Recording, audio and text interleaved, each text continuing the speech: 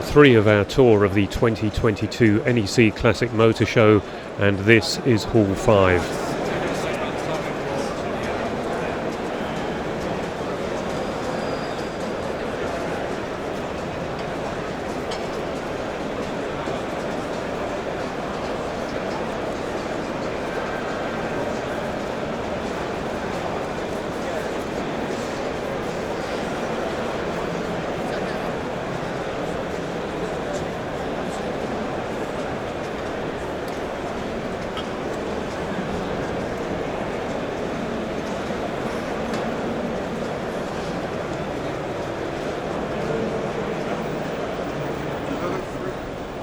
And we return here to Hall 3 before the show opens, so very few people to get in the way. No need to go aerial here to get a good view of the cars on display.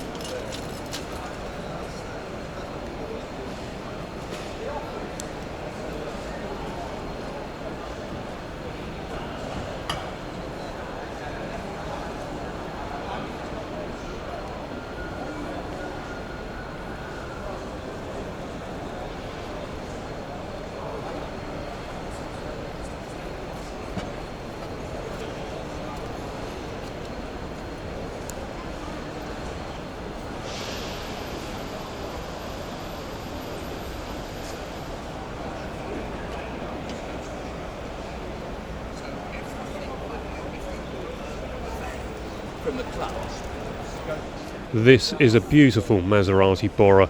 I love this period of car design when all the sports cars, supercars of the time had fixed roofs, tin tops or roofs with knockout roof panels. This was no exception. I love this car, and like so many of these wedge-shaped sports cars of the period, I used to collect pictures of them out of magazines and take photographs wherever I saw them. Open-top cars had actually been outlawed in the United States of America, and this being the leading market for sports cars meant that everything had to go tin-top. And of course, one car that really did get criticised for this was Triumph's TR7.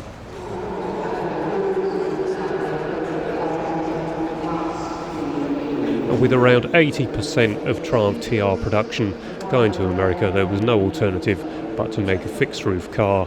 And then while it was all in design and development, the Federal District Court of Cincinnati, I think it was the end of 1972, overturned that ruling.